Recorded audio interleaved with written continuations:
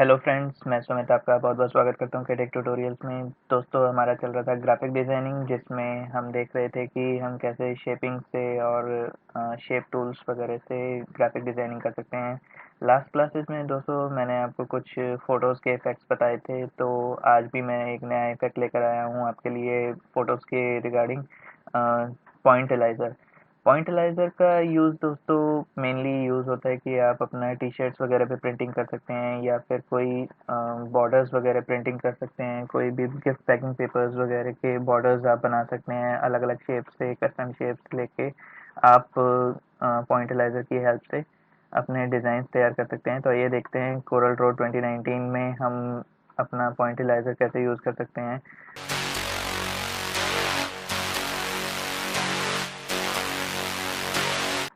मैंने यहाँ पे कोरल ड्रॉ 2019 ओपन किया हुआ है। यहाँ पे मैंने कुछ शेप्स ली हुई हैं। यहाँ पे अब मैं आपको बताऊंगा कि पॉइंटिलाइज़र का यूज़ किया कैसे किया जाता है।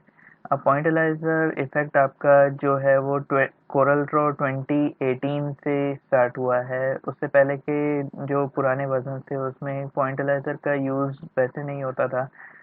उसमें खाली आपको इफ़ेक्ट्स मेन्यू में आपको दे दिया जाता था, या फिर पिछले जितने भी आपके कोरल एक्स6 या एक्स8 वर्जन्स होते थे उसमें आपको कलर ट्रांसफॉर्म में एक ऑप्शन होता था हाफ टोन का, उससे यूज़ किया जाता था हाफ टोन का, जिससे आप पॉइंटिलाइज़र कर सकते थे।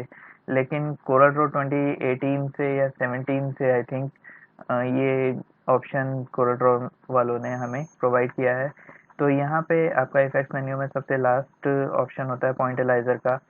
यहाँ पे मैं इसको ऑन कर लेता हूँ। जैसे ही मैं इसको ऑन करता हूँ तो यहाँ पे राइट साइड में एक पॉपअप बॉक्स ओपन हो जाता है, जिसमें हम पॉइंटिलाइज़र की एडिटिंग कर सकते हैं। तो आइए देखते हैं, मैं एक पहले जल्दी से एक डिज़ाइन या फिर आपकी एक शेप तैयार कर सकता हूँ। अब मैंने यहाँ पे एक शेप तैयार की। अभी मैं बेसिक तरीके से बताता हूँ, उसके बाद आपको आगे भी बताऊँगा और कैसे-कैसे हम यूज़ कर सकते हैं। तो मैंने यहाँ पे इसमें green colour, light green colour या फिर डार्क ग्रीन कलर आप फिल कर सकते हैं। वो आपकी चॉइस है, आप कौन-सा कलर यूज़ कर रहे हैं। अब सबसे पहले पॉइंटिलाइज़र को यूज़ करने के लिए हमें इस शेप को कन्वर्ट करना होगा बिटमैप में। तो हम बिटमैप मेन्यू में जाके सबसे पहला ऑप्शन है हमारा कन्वर्ट टू बिटमैप, हम इसको यूज़ कर सकते हैं और इसका रेज़ोल्यूशन 300, ताकि क्लियरली आपका डिज़ाइन बने। तो 300 डीपीआई में ही मैं रखता हूँ। और इसका कलर मोड अभी हम प्रैक्टिस में हैं, तो आरजीबी कलर मोड आप रख सकते हो। अदरवाइज़ यहाँ पे और भी ऑप्शंस होते हैं, जैसे ग्रे स्केल में आपको रखना है, ब्लैक एंड व्हाइट में, या फिर सीएमवाईके में आपको रखना है, या ब्लैक एंड व्हाइट का पूरा एक प्रॉपर ऑप्शन होता है, वो भी आप रख सकते हो। तो अभी मैं आरजीबी कलर में आपको बिटमैप बना के दिखा रहा हूँ। बाकी आगे के और भी ट्यूटोरियल्स में मैं आपको बताऊँगा आरजीबी और सीएमवाईके में क्या डिफरेंस होता है, किस लिए हम यूज़ करते हैं और कहाँ-कहाँ यूज़ करते हैं। तो आइए देखते हैं, इसको मैं बिटमैप बना लेता हूँ, ओके कर देता हूँ। अब ये हमारा जो ऑब्जेक्ट है वो बिटमैप में कन्वर्ट हो गया है। अब इसमें हम एक काम ये कर सकते हैं कि देखिए, इसका कलर चेंज हम डायरेक्ट नहीं कर सकते। जैसे मैं इसमें ब्लू कलर फिल करूँ तो ये नहीं होगा, क्योंकि ये एक इमेज बन गया है, एक फ़ोटो बन गया है, जिस पे हम ये पॉइंटिलाइज़र अप्लाई करेंगे। तो ये वेक्टर नहीं रह गया है जिससे हम इसका कलर चेंज कर सकें। तो आइए देखते हैं हम इसका कलर भी आगे चेंज कैसे कर पाएँगे। तो हम जाते हैं, सबसे पहले मैंने इसको सेलेक्ट किया हुआ है, और यहाँ पे पॉइंटिलाइज़र में एक होता है डेंसिटी, और एक होता है स्केल, और एक होता है स्क्रीन एंगल। डेंसिटी मैं अभी कर देता हूँ जैसे कम, 10 पॉइंट तक कर देता हूँ, और स्केल इसका 0.8 रखता हूँ, और एंगल मैं इसमें रख देता हूँ, अभी तो 0 डिग्री रख देता हूँ, मैं स्ट्रेटली बना लेता हूँ। और अभी मैं लिमिट कलर्स और ट्रैकिंग के बारे में भी आपको बताऊंगा। पहले मैं यहाँ पे शेप सेलेक्ट कर लेता हूँ। शेप हमारे पास बाय डिफ़ॉल्ट सर्कल की या स्क्वायर की हमारे पास पहले से ही होती है, या फिर आप कस्टम में आप अपनी शेप यूज़ कर सकते हो। सबसे पहले हम देखते हैं सर्कल का यूज़ कैसे करते हैं। तो मैं सर्कल सेलेक्ट करता हूँ, तो ये देखिए यहाँ पे प्रीव्यू आ गया है शेप का, सर्कुलर शेप में। अब मैं इसको अप्लाई करूँगा, तो यहाँ पे आप देखिए जैसे ही मैं अप्लाई करता हूँ तो ये अप्लाई हो चुका है इस पे, और मैं इसका पॉइंटिलाइज़र जैसे ही इस शेप पे से हटाऊँगा तो आप देख सकते हैं यहाँ पे कुछ इस तरीके का पॉइंट बन के आ गए हैं शेप, सर्कुलर शेप में। बॉर्डर टाइप बन के आ गया है, और बीच में यहाँ पे आपके जो सर्कल्स हैं वो बन के आ गए हैं।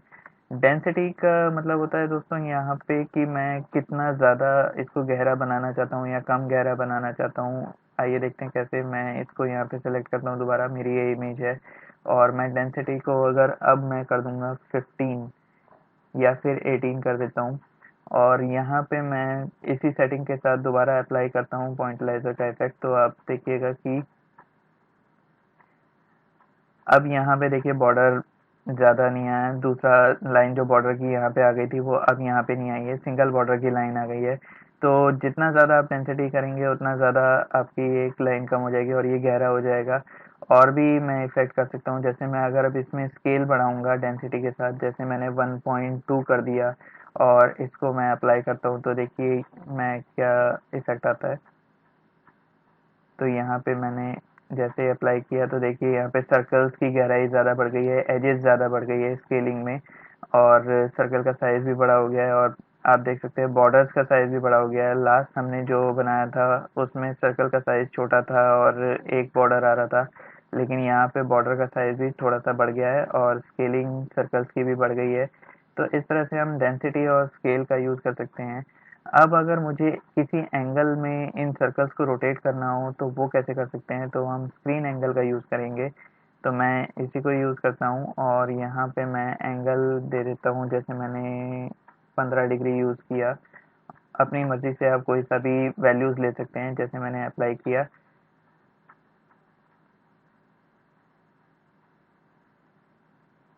तो देखिए दोस्तों यहाँ पे उसी स्केलिंग में जो मैंने इस ऑप्शन में यूज़ करी थी, उसी स्केलिंग में ये 15 डिग्री रोटेट होके आ गया है। अब अगर मैं इसका इस्तेमाल करूँ और स्केलिंग कम कर दूँ, जैसे मैंने 0.5 कर दिया या फिर 0.8 कर देता हूँ और यहाँ से अप्लाई करता हूँ, तो देखिए कुछ इस तरह से बॉर्डर आपका 15 डिग्री रोटेट हो जाएगा और कुछ शेप भी सर्कल्स की अपने आप रोटेट हो जाएंगी 15 डिग्री पे, और कुछ बड़े और कुछ छोटे सर्कल्स आप बना सकते हैं। अब दोस्तों इसमें बात आती है कि मैं इसमें कलर्स कैसे चेंज कर सकता हूँ। तो इस पॉइंटलाइजर इफेक्ट की एक खास बात ये होती है कि ये अप्लाई तो आपका बिटमैप इमेज पे ही होता है, लेकिन जब ये पॉइंटलाइजर इफेक्ट अप्लाई हो जाता है तो हमारे पास जो आउटपुट आता है वो वेक्टर में कन्वर्ट हो जाता है। तो देखिए मैं यहाँ पे आपका अनग्रुप कर देता हूँ इन सर्कल्स को, और इनको मैं सेलेक्ट करता हूँ, एक एक को मैं सेलेक्ट कर सकता हूँ। जैसे मैंने इनको सेलेक्ट किया, अब इस कलर में जैसे ये ग्रीन कलर है, तो मैं इसको ब्लू कलर या रेड कलर में कन्वर्ट कर सकता हूँ, और यहाँ पे मैं इन सब सर्कल्स को ब्लू में कन्वर्ट कर सकता हूँ, या फिर आप कर सकते हैं ग्रीन में कन्वर्ट कर सकते हैं। अपनी मर्ज़ी से जो चाहें कलर्स आप इनको दे सकते हैं। तो यहाँ पे मैं और भी कलर जैसे ऑरेंज कलर यूज़ कर सकता हूँ, और यहाँ पे इन सबको फिर दोबारा सेलेक्ट करके मैं इसको यहाँ रख सकता हूँ, और इसका साइज़ मैं थोड़ा-सा कम कर देता हूँ ट्रांसफ़ॉर्म करके। तो देखिए दोस्तों यहाँ पे थोड़ा-सा इफ़ेक्ट ग्रीन का और ऑरेंज का आ गया है। तो इस तरह से आप अपने गिफ्ट पैकिंग पेपर्स के लिए भी डिज़ाइन बना सकते हैं। मैं वापस अपनी बिटमैप इमेज को ही ले लेता हूँ और यहाँ पे अब मैं लिमिट कलर पे जाता हूँ। लिमिट कलर पे अब मैं इसकी वैल्यू बढ़ा देता हूँ, जैसे मैंने 8 कर दिया और इसको मैं अप्लाई करता हूँ, तो देखिए क्या होता है। लिमिट कलर में भी जो छोटे पॉइंट्स थे वो ज़्यादा छोटे हो गए हैं और यहाँ पे बड़े पॉइंट्स हो गए हैं कुछ, और वही स्क्रीन एंगल 15 डिग्री रोटेट हो गया है, और इनको भी मैं अनग्रुप करके अलग अलग कलर्स फिल कर सकता हूँ। इनको मैंने अनग्रुप कर दिया और यहाँ से मैं अब इन सबको भी अ, जैसे सियान कलर फिल कर सकता हूँ। ऐसे ही आप अलग अलग बॉर्डर और अलग अलग कलर्स की शेप्स रख सकते हैं। मैं एक और पेज ले लेता हूँ आगे का बताने के लिए। अब यहाँ पे मैं फर्स्ट पेज से कुछ कॉपीज़ कर लेता हूँ, जैसे मैंने ये वाले बिटमैप इमेज को सिलेक्ट किया और कंट्रोल के साथ मैं ये सारी शेप्स भी कर लेता हूँ,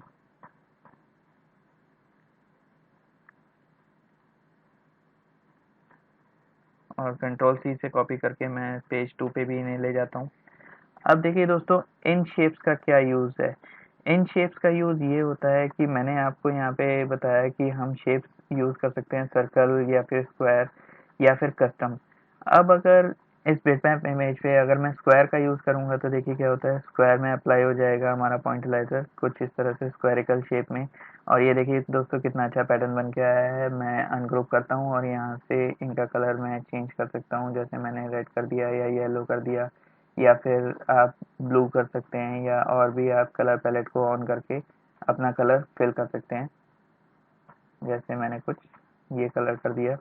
तो इस तरह से दोस्तों आपने कभी नोटिस किया हो, बचपन में हम कभी भी बुक्स बाइंड करते थे तो उसमें भी कलर पैटर्न्स होते थे पेपर पे। तो गिफ्ट पैकिंग पेपर पे भी कुछ इस तरह के कलर पैटर्न्स होते हैं। मैं यहाँ पे दोबारा ये बिटमैप इमेज सेलेक्ट करता हूँ और यहाँ पे अब मैं कस्टम का यूज़ करता हूँ। कस्टम का यूज़ मैं इसलिए करता हूँ ताकि मैं अपनी तरफ से कोई भी शेप यूज़ कर सकूँ। मैंने पहले से ही एक शेप यहाँ पे कस्टम में सेलेक्ट कर रखी थी। अगर आपको इनमें से कोई शेप यूज़ करनी है, जैसे मुझे पॉलीगन यूज़ करना है, तो मैं एक काम करता हूँ, यहाँ पे कस्टम सेलेक्ट करता हूँ और यहाँ पे सेलेक्ट के ऑप्शन पे क्लिक कर दूंगा। और जैसे ही मैं किसी शेप पे क्लिक करता हूँ तो ये शेप मेरी इस प्रीव्यू में सेलेक्ट हो जाएगी और अब मैं इस शेप के अकॉर्डिंग जो मेरी पॉलीगन शेप सेलेक्ट हुई है वो मैं यहाँ पे अप्लाई कर सकता हूँ पॉइंटलाइजर में। तो यहाँ पे मैं इसको बिटमैप इमेज को सेलेक्ट करता हूँ और अप्लाई कर देता हूँ। इसका एंगल मैं थोड़ा चेंज कर देता हूँ, मैं कर देता हूँ 10 डिग्री कर देता हूँ और यहाँ पे मैं इसको 30 डिग्री कर देता हूँ और यहाँ पे स्केल मैं कर देता हूँ 0.5 और डेंसिटी मैं कर देता हूँ कुछ 8 के करीब। अब मैं अप्लाई कर देता हूँ। तो यहाँ पे ये पॉइंटलाइजर अप्लाई हो गया और आप देख सकते हैं कि पॉलीगन शेप में किस तरह से ये नया इफेक्ट बन के आया है। और अलग अलग बॉर्डर के साथ, बॉर्डर भी देखिए डेंसिटी मैंने कम की तो यहाँ पे बॉर्डर कुछ ज़्यादा बन के आ गया है और बीच में ये पॉलीगन शेप से पॉइंट्स बन के आ गए हैं। तो इस तरह से दोस्तों हम शेप को कन्वर्ट करके बिटमैप में और इन शेप से हम बना सकते हैं अपने पॉइंटलाइजर। अब देखिए दोस्तों यहाँ पे मैं एक काम और करता हूँ कि मैं यहाँ पे एक पिक्चर इंपोर्ट कर लेता हूँ। मैंने यहाँ पिक्चर रखी है, जैसे ये पिक्चर है मेरे पास या फिर मेरी कुछ पिक्चर्स हैं, मैं उस पर ही कर लेता हूँ काम।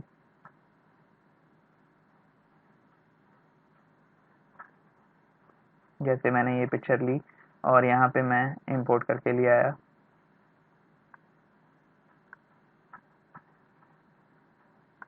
इसको मैंने छोटा किया। अब मुझे इसे कन्वर्ट करने की तो ज़रूरत नहीं है क्योंकि ये पहले से ही पिक्चर है।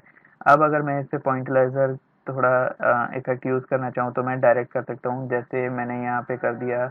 अब यहाँ पे ट्रैकिंग के कुछ ऑप्शन भी होते हैं, जैसे साइज मॉड्यूलेशन, वन ओपेसिटी है, मैं इसके थ्रू कर सकता हूँ।